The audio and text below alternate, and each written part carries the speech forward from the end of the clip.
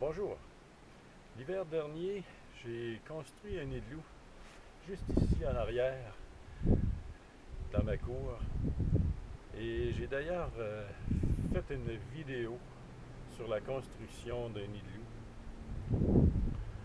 Alors, aujourd'hui, ce que je vais faire, c'est un Quincy. Alors, contrairement à un igloo, le Quincy, c'est supposément moins technique. Ça devrait être plus court à réaliser aussi.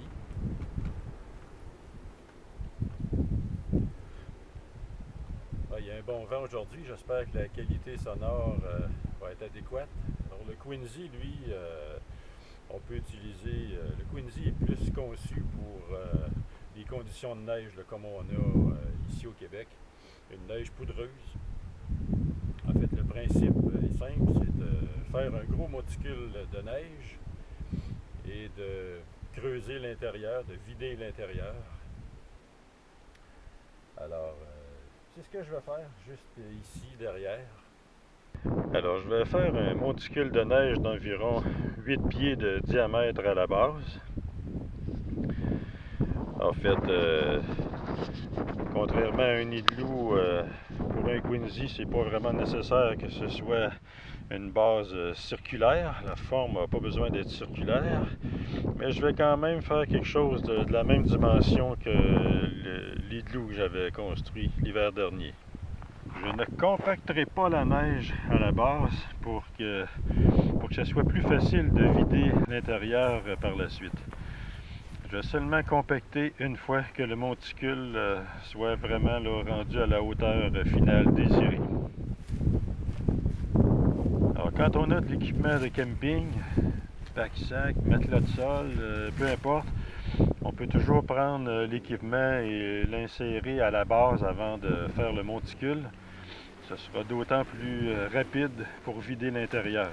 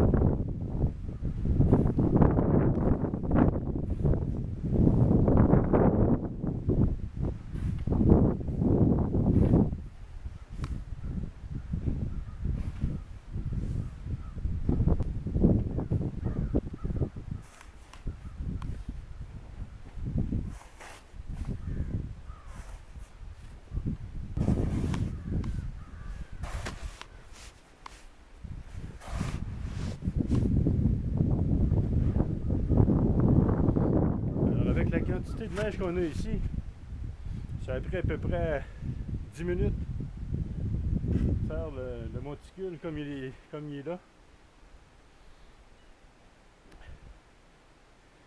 Ça m'a presque pris une journée à monter l'igloo à cette même hauteur l'année passée.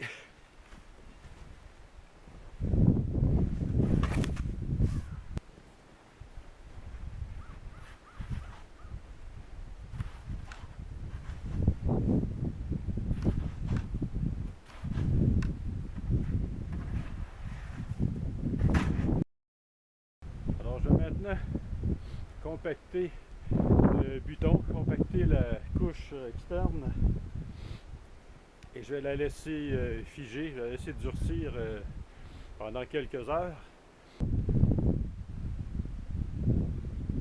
Alors une fois compacté, je vais insérer des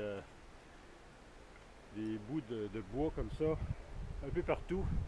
Ça va servir de guide quand viendra le temps de creuser l'intérieur.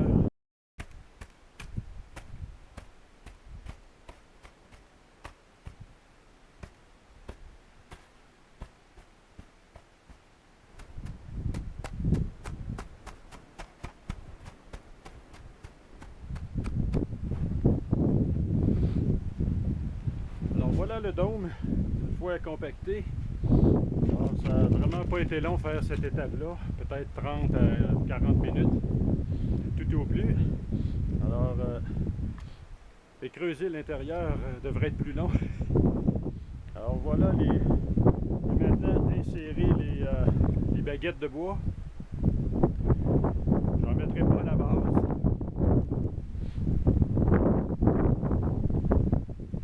Pas besoin d'en mettre à la base. De toute façon, même si la paroi est beaucoup plus large, ça n'a pas vraiment d'importance. C'est tant mieux. Je vais plutôt en mettre pour le haut du dôme, pour être sûr qu'il n'y en ait pas trop épais. Alors j'ai fendu une petite bûche de bois d'environ 3-4 pouces de diamètre sur un pied de long.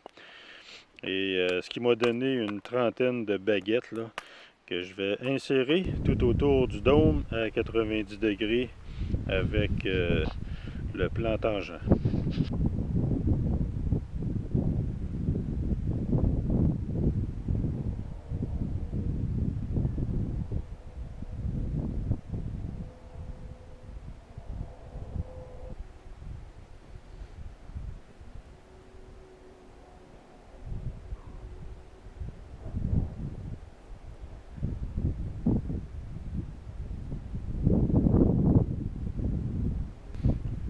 Je vais laisser durcir quelques heures et je reviens pour creuser l'intérieur.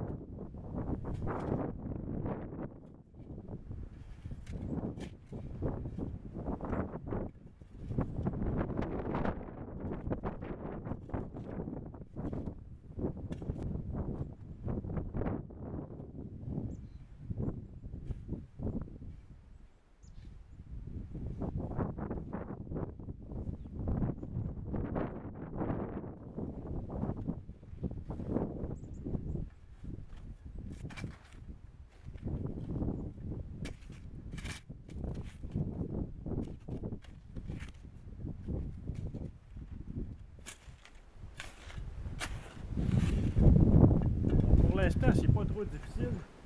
La neige est quand même restée assez molle, assez poudreuse à l'intérieur. Ça semble bien aller. Ça a pris juste quelques minutes avant d'atteindre mon pack-sac que j'ai laissé à l'intérieur.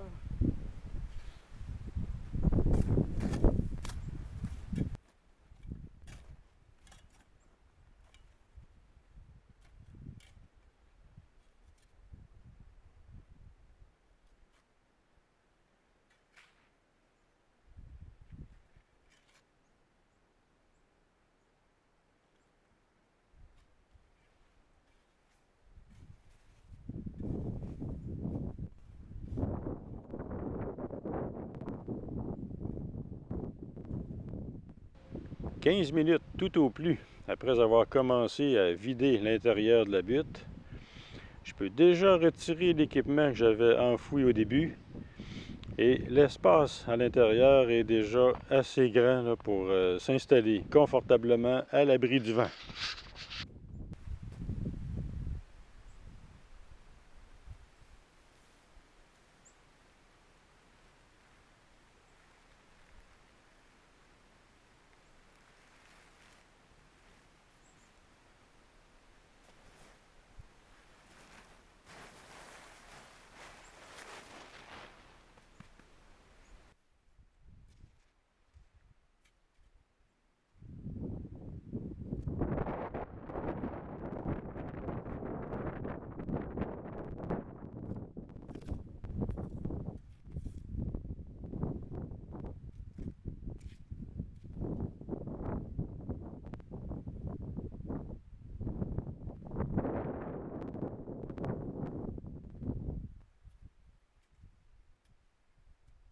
Alors voilà ce que ça a l'air après 20-25 minutes de creusage.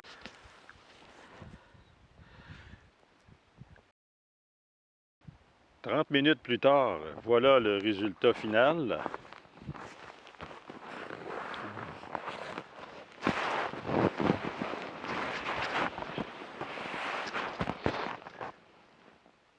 En tout, c'est environ 1 heure que j'ai pris pour creuser jusqu'au niveau des tiges de bois qui servent de guide.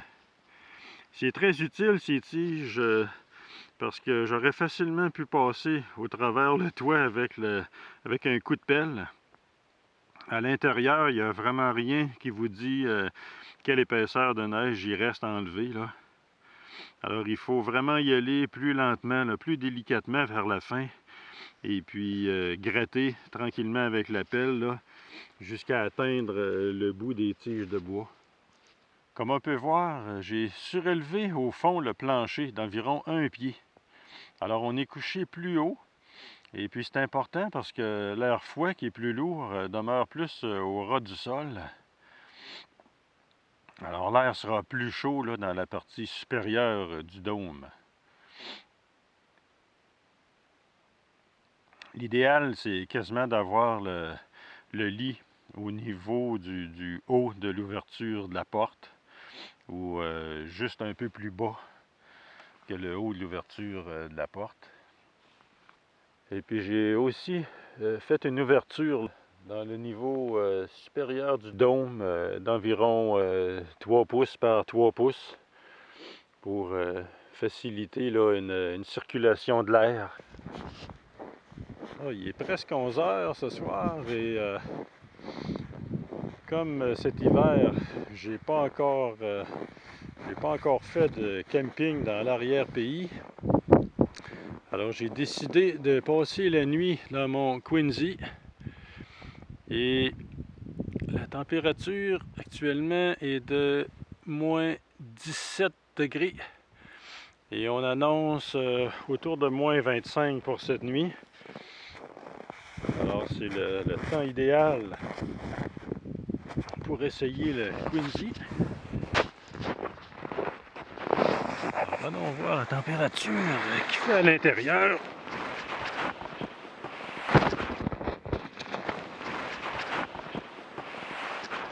C'est environ moins 12, moins 13 degrés. Mais ça devrait quand même augmenter assez rapidement. Alors, j'installe mon sleeping et on se reparle demain.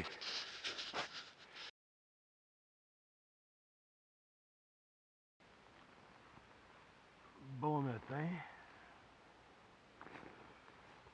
Oh, ça a été vraiment une expérience formidable de passer la nuit dans le Quincy. Oh, il est 7 heures. Ah, j'ai dormi comme une bûche. Et ce matin, la température à l'intérieur du Quincy est de moins 8, moins 9 degrés environ.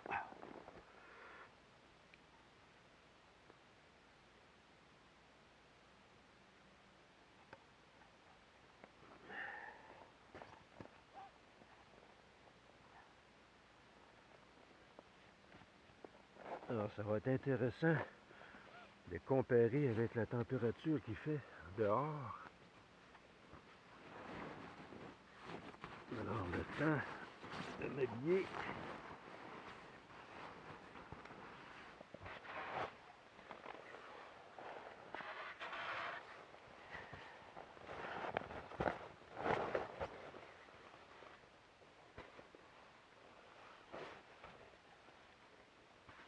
Ça n'a pas l'air chaud.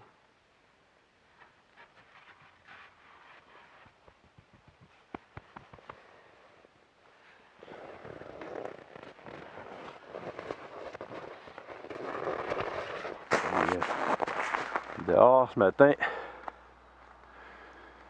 c'est Moins 31 degrés.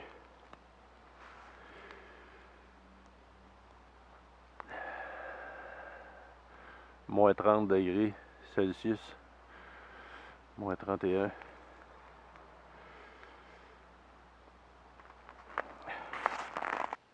En quelques mots, disons que le Quincy, c'est vraiment un abri bien adapté pour les grands froids.